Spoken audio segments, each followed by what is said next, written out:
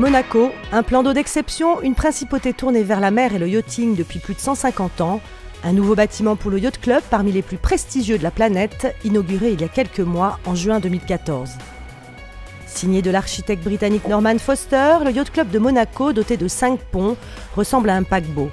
5000 m² de superficie, 4000 m² de terrasse, des salons privés réservés aux membres, une vue imprenable à 180 degrés sur la mer, un bijou high-tech au service du nautisme.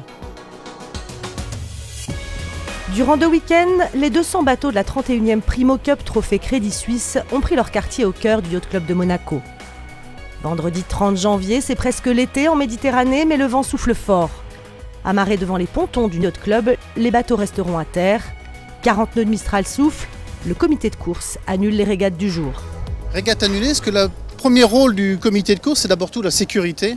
Et là, on a non seulement un bulletin météo de vent fort, un bulletin spécial, mais effectivement, les conditions qui sont en mer, on a à peu près 40 nœuds de vent de sud-ouest. Donc on peut vraiment pas. On a attendu un petit peu ce matin, on a essayé de jouer un peu la montre, on s'est donné un petit peu de temps pour essayer de voir si le vent est un petit peu baissé. Et au contraire, il est farceur, le vent continue à monter et ça ne sera vraiment pas possible aujourd'hui. Bon, on s'y attendait un peu, ça fait 2 jours que la météo était quand même assez mauvaise avec un vent vraiment violent, beaucoup de mer. Donc c'est là une sage décision de la part du comité d'annuler aujourd'hui. Et demain, surtout que les conditions ont l'air très bonnes. Donc je pense qu'on fera une grosse journée demain. Pas de course donc aujourd'hui, l'occasion d'éclaircir le sujet sur le travail du jury durant la Primo Cup, une course régie par les instances fédérales. Le rôle principal, c'est s'assurer que l'épreuve respecte l'équité sportive et les différents règlements nationaux ou internationaux de la fédération. On a mis un système où le jury étant sur l'eau, s'il voit quelque chose qui pourrait être source de conflit, il signale sa présence en faisant un coup de sifflet. Donc les compétiteurs savent qu'il y aura un témoin, on va dire un témoin valable.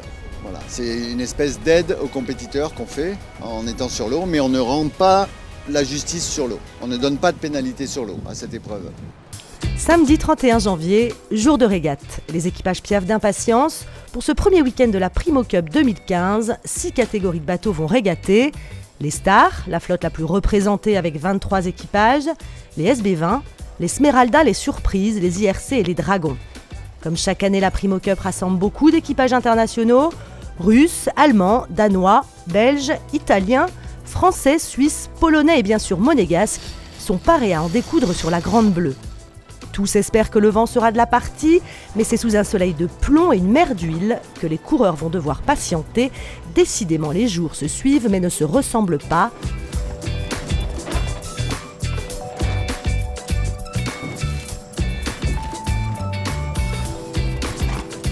Le vent joue un petit peu le capricieux, j'ai un peu été gourmand aussi. J'ai emmené les concurrents ce matin, j'espérais compter un peu sur une queue de Mistral qu'on avait très fort hier. Et puis on avait des signes pour ça, on avait des cirrus, très peu de pression, un ciel bleu. Et puis finalement, le vent est un petit peu en conflit avec le synoptique d'Est qui était un peu annoncé. Donc effectivement, on est dans une situation un petit peu difficile où le vent tarde un petit peu à s'établir. Donc pour ne pas faire patienter les coureurs dans la houle, ce qui est assez désagréable, je préfère retarder la course et les faire retourner au port et patienter au port pour mieux ressortir cet après-midi. Retour au ponton du Yacht Club de Monaco, tracté par les semi-rigides du comité de course. Ça se passe comme ça en régate, quand le vent joue les absents. Il y a eu une perturbation hier, qui a porté beaucoup de vent hier. Et on va espérer plus tard qu'il va rentrer le vent thermique de l'ouest. C'est une belle organisation pour le club de Monaco. Nous sommes très heureux d'être ici et j'espère plus tard faire des bonnes régates. 2 ronds vont permettre aux 6 catégories de bateaux de régater sans trop de bousculades. Le rond jaune devant Monaco pour les Smeralda, SB20 et IRC et le rond blanc pour les Dragons, Star et Surprise. Les parcours sont de type banane avec 1 ou 2 tours selon les conditions de vent permettant de régater à toutes les allures, du près au vent arrière. Entre le courant de Ligure et les bascules de vent, le plan de Monégasque se montre particulièrement technique. Top départ pour les SB20 en milieu d'après-midi. Dans un léger souffle d'air, les 22 équipages s'élancent devant Monaco. Ce quillard à 3 ou 4 équipiers demande beaucoup de finesse dans les réglages. Il faut s'avancer dans le petit temps, effectuer des virements bascules pour ne pas perdre en vitesse et manœuvrer avec doigté. Beaucoup de favoris viennent ici pour décrocher un titre, l'américain Ed Russo et ses deux cadors Gilles Favenec et Fabien Henry, l'équipage russe de Vadim Pouchev ou encore les Anglais skippés par John Pollard. Les Russes tirent leur épingle du jeu sur cette longue houle qui ne facilite pas le travail à la barre. Au soleil couchant et dans une lumière orangée, les SB20 régatent à couteau tiré. Aujourd'hui, nous sommes 25 bateaux sur la Primo Cup. C'est une classe très internationale avec des beaux noms de la voile française. Il y a Fabien Henry qui est là, triple vainqueur du Tour de France à la voile, et plusieurs Russes, l'équipage russe avec un très bon niveau. Et c'est une classe homogène de propriétaires qui se font plaisir sur de belles régates.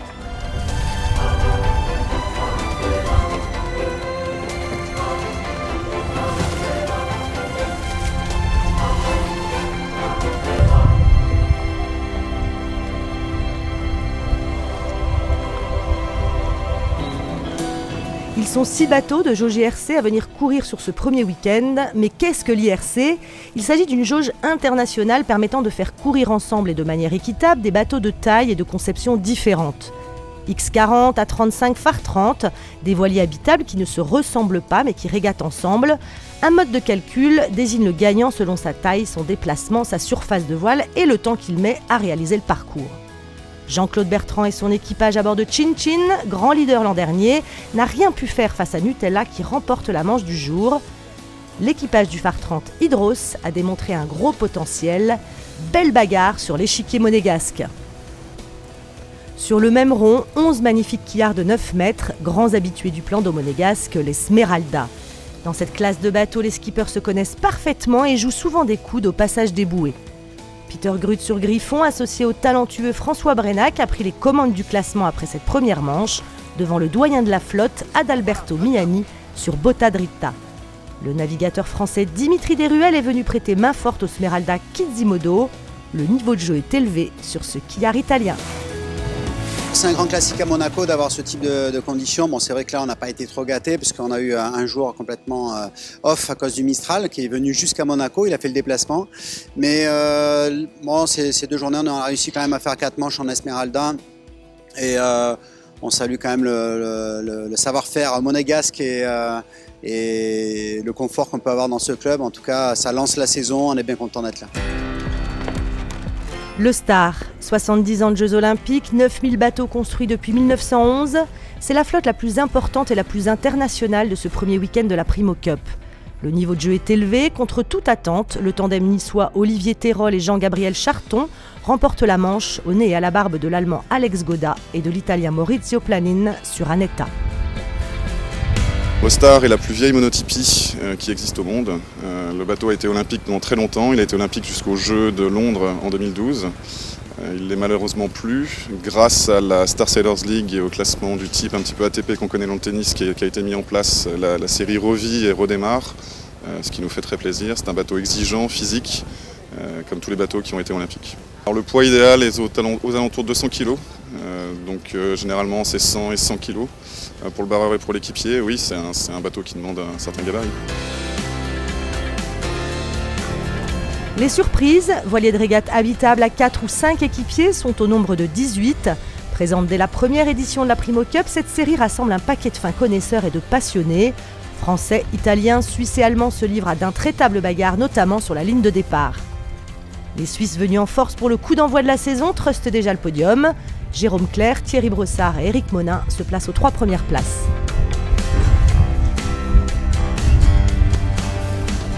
Une flotte réduite pour le Dragon avec 6 concurrents seulement, mais pas des moindres. L'imbattable russe l'an passé, Anatoly Loginov sur Annapurna, continue de survoler la flotte sur cette première régate, devant le monégasque Jan Rastak sur Little Hook. Ce quillard norvégien construit en 1929 continue de faire vibrer les régatiers talentueux de tout pays. Retour au port au soleil couchant, les marins apprécient les nouvelles infrastructures et l'accueil du nouveau yacht club, pendant que certains peaufinent leur monture pour les régates du lendemain. Petit souci mécanique pour les Suisses par exemple, et oui, même par petit temps, il y a toujours des bricoles à réparer.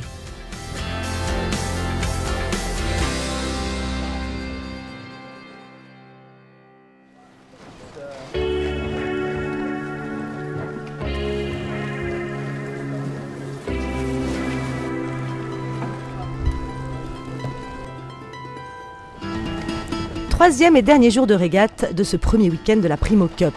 Le vent se montre toujours aussi capricieux, mais c'est le jeu de la régate, comme l'explique Adalberto Miani, skipper du Smeralda Botta Dritta, pas moins de 25 Primo Cup à son actif, grand vainqueur au finish. D'abord, c'est la 31e Primo Cup.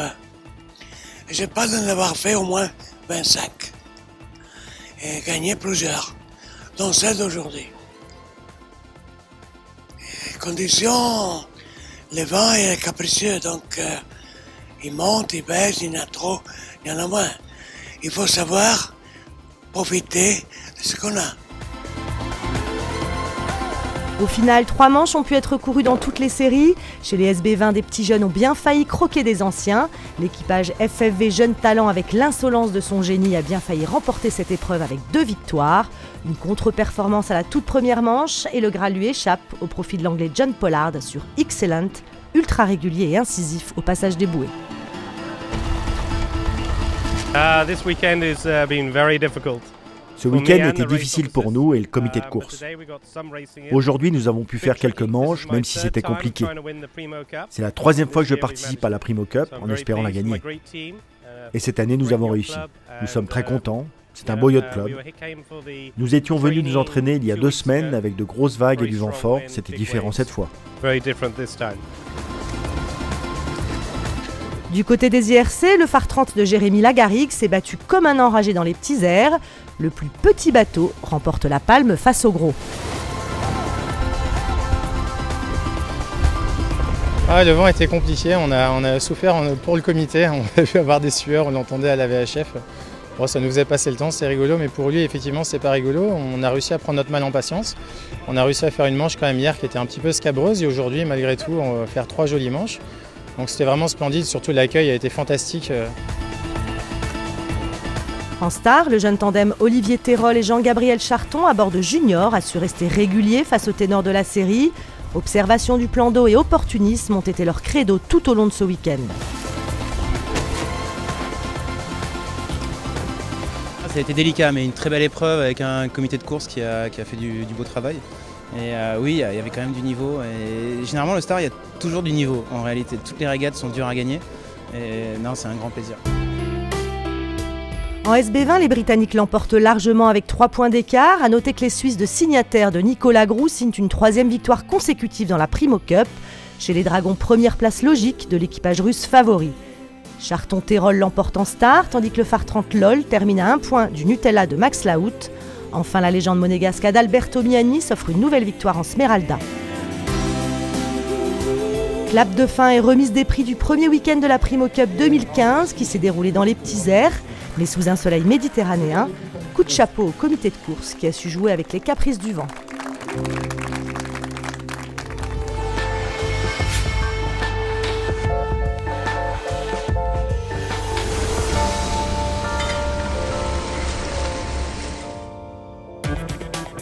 Deux ronds encore pour le week-end du 6 au 8 février qui rassemble près de 100 bateaux répartis en 6 catégories.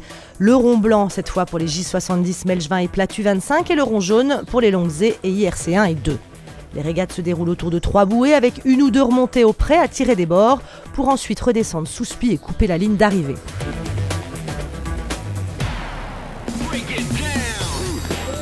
« 32 équipages inscrits en J70, dont 17 bateaux monégasques, une flotte importante qui assure un spectacle grandiose devant Roquebrune et le Cap Saint-Martin. Les départs sont tendus, les équipages le mord aux dents franchissent la ligne trop tôt et c'est sous règle noire que le comité de course décide de contenir la flotte. Tout bateau parti avant le top départ est éliminé. Le niveau de jeu est diablement élevé sur cette 31e Primo Cup et l'on compte chez les barreurs des grands noms de la voile, comme l'Italien Francesco De Angelis, triple finaliste de la Coupe de l'America à bord de Luna Rossa en 2000, 2003 et 2007.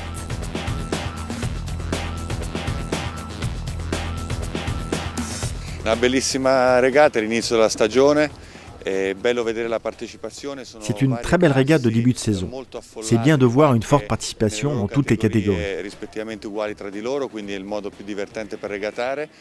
Toutes ces séries monotypes, où les bateaux sont tous pareils, c'est la façon la plus intéressante de régater. On est en février, il fait froid, mais vu la participation importante, ça nous donne envie de recommencer à régater. D'un côté, c'est un premier entraînement, de l'autre, c'est un classement final. Bref, c'est une compétition où tout le monde se donne à fond. Avec la monotypie, on apprend beaucoup. Pour moi, c'est important d'évoluer sur différents supports, de tailles différentes. C'est comme ça que tu es le plus complet. Le Français Ludovic Sénéchal sur Lulu la Nantaise n'est pas un bleu dans la série et s'octroie d'emblée la première manche. Vainqueur l'an passé, il espère bien faire le doublé cette année. Ouais, une belle première journée, on gagne la première manche, on fait deuxième à la deuxième manche en revenant de très loin parce qu'on a pris un mauvais départ. Ça va faire 2 ans que je l'ai le bateau. Ouais. Et on navigue ensemble depuis 2 ans en fait. On travaille beaucoup, on s'entraîne souvent. Et puis c'est une bonne bande de copains, donc on rigole bien. Donc c'est plutôt agréable on va dire. La flotte navigue serrée sur ce monotype ultra fun et rapide, envoi de spi à la volée, contrôle de l'adversaire, la régate dans toute sa splendeur. C'est ce qu'est venu chercher l'Allemand Klaus Lehmann, champion du monde de 5 au 5 en 2013, brillant barreur, nouveau venu dans la classe des J70. The Primo Cup is for us coming from the northern part of Germany where it's very cold at the moment, a perfect spot. La Primo Cup, pour nous qui venons d'Allemagne, où il fait froid en ce moment, c'est le spot parfait pour naviguer et s'entraîner pour attaquer les régates de la saison 2015. L'accueil du Yacht Club est parfait aussi. Il y a un niveau élevé ici à Monaco, avec de plus en plus de bateaux, c'est ce que nous aimons. Nous sommes des compétiteurs, mais nous continuons à progresser.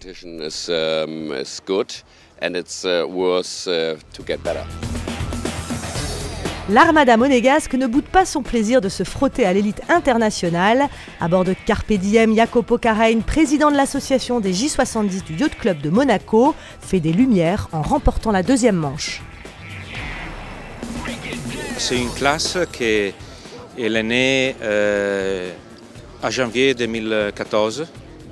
Et le Yacht Club il a décidé de faire un changement dynamique. Ils sont passés de J24 au J70, qui c'est un bateau totalement différent. Et ça, il était une très bonne décision. M. d'Alessandri l'a vu un peu loin.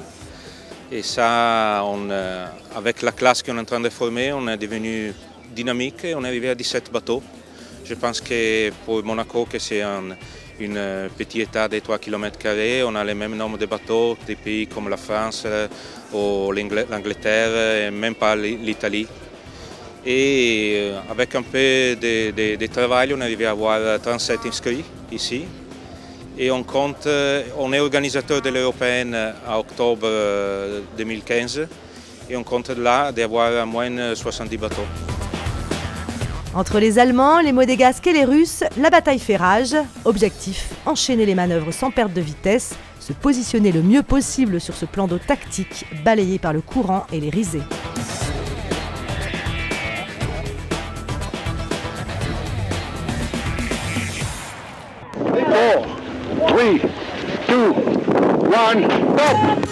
Lancé en 2007, le Melgevin est un petit quillard de sport diablement excitant, un bolide sous spi, tonique des 15 nœuds de vent. Il faut savoir que la voile, c'est un peu comme le ski, les bords de près sont le remonte-pente pour mieux redescendre au portant et glisser sous spi. Les Melgevins procurent des sensations grisantes, de la pure glisse dont l'américain Harry Melge, fils du créateur du Melgevin, ne se lasse pas. The Melges 20 is a light displacement sport boat, basically keel boat. Le Melgevin est un sportboat quillard à déplacement léger dessiné par l'architecte californien Rachel Pugh. 3 à 4 personnes peuvent naviguer à bord. Avec le spi asymétrique, c'est un bateau facile. La Primo Cup est un événement incroyable. C'est un pur plaisir d'être ici à Monaco. Malgré la météo compliquée, on espère pouvoir naviguer aujourd'hui et passer du bon temps sur l'eau.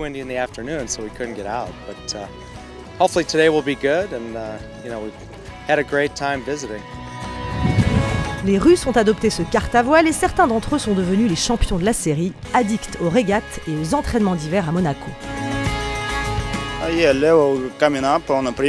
Le niveau ne cesse de progresser à la Primo Cup, notamment grâce aux entraînements belges que nous avons faits cet hiver, les Winter Series. Il y a de toute façon toujours de bons compétiteurs ici, et avec plus de 30 bateaux, c'est vraiment génial sur l'eau.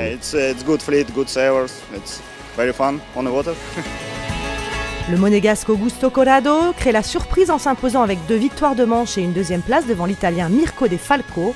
Les Russes du Yacht Club de Saint-Pétersbourg remportent la dernière manche.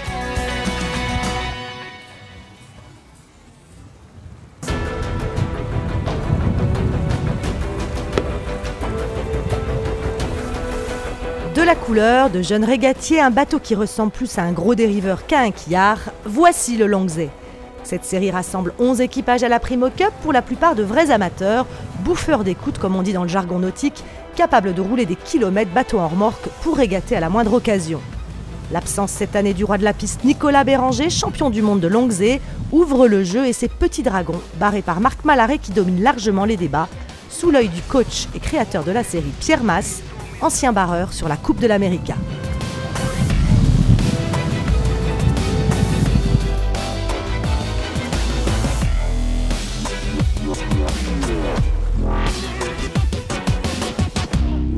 Il y a des gens qui sont des habitués de l'Atlas, qui sont là pour gagner la Primo Cup. Et puis il y en a d'autres, soit qui ont loué un bateau juste pour se faire plaisir, soit on a des équipages étudiants cette année qui découvrent le Longzé et qui, bien que la Primo Cup ne fasse pas partie du circuit, sont là pour s'entraîner en grandeur réelle et être le plus préparé possible pour la première régate qui aura lieu au Spi West France au mois d'avril. Petit Dragon met le feu avec 3 victoires de manche, tandis que son rival Tendris, barré par Laurent Abignoli, perd toute chance de remonter au classement pour cause de départ prématuré sous règle noire.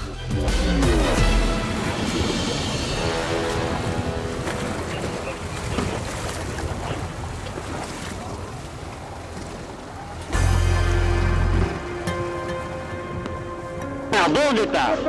Écoute, relabouer un petit peu plus basse pour raccourcir. Attention, ce monocoque noir et orange de presque 13 mètres de long n'est pas venu pour faire de la figuration. Mené par un équipage de 11 régatiers affûtés, Team Vision Future, déjà vainqueur l'an passé, rafle toutes les manches, malgré un niveau de jeu très élevé chez les concurrents.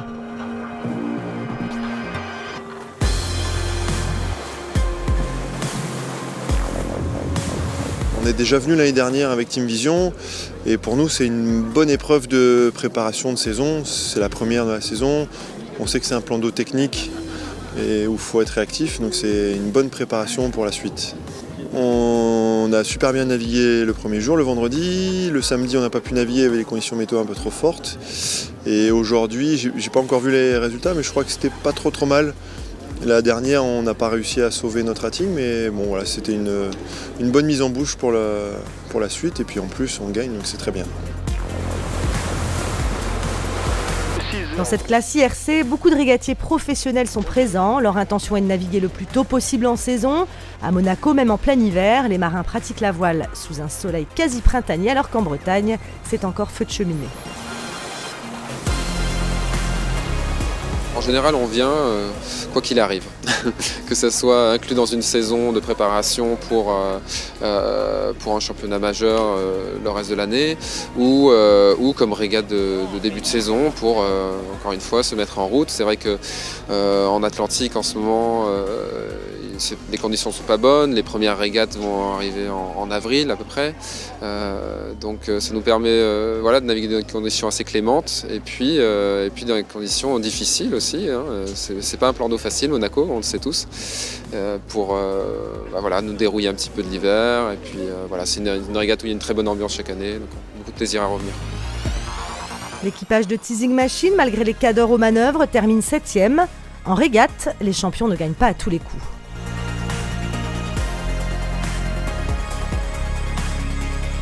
Marc Malaret l'emporte largement en Longzé sur Petit Dragon après 3 victoires de manche. En Melchevin, l'équipage monégasque de Corrado Augusta sur Customli a su rester devant les Russes et les Italiens pourtant agressifs. Chez les J70, la palme revient à l'Allemand Klaus Lehmann qui débute pourtant dans la série. Les Suisses d'Ursa Minor l'emportent en Platu 25 devant seulement 4 concurrents. tandis qu'en IRC, Team Vision Future marque une fois de plus son territoire sur le plan d'eau monégasque. Encore un gros succès pour la Primo Cup, régate devenue incontournable pour les marins de toute nationalité. Régates endiablées accueille des plus conviviales soleils méditerranéens. Voilà sans doute le secret du grand rendez-vous annuel de la voile monotype. Oui, c'est exceptionnel aussi pour nous de recevoir un tel plateau, des champions et puis une telle représentation de toutes ces classes-là. C'est vraiment une bonne manifestation pour ce nouveau bâtiment et nous en sommes très heureux. Je crois que le plan d'eau est un plan d'eau difficile, peut-être capricieux, difficile en tous les cas c'est certain. Mais bon, les bateaux continuent à revenir, il y a des personnes qui viennent depuis 25 ans et donc voilà. Et ça en fait un des plus beaux rassemblements au monde de monotype. Si ce n'est le plus grand, c'est un des plus grands en tous les cas.